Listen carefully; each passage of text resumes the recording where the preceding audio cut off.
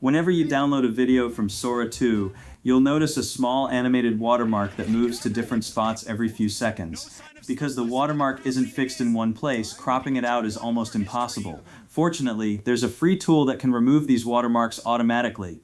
Just go to magicerase.org.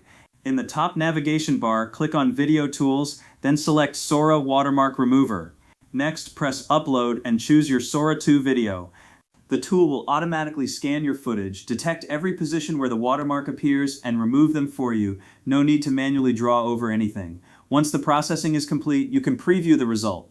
The watermarks that used to jump around the screen will now be completely gone. Finally, click the green download button to save your clean watermark-free Sora 2 video. And that's it, a fast and easy way to remove all Sora watermarks with just one upload.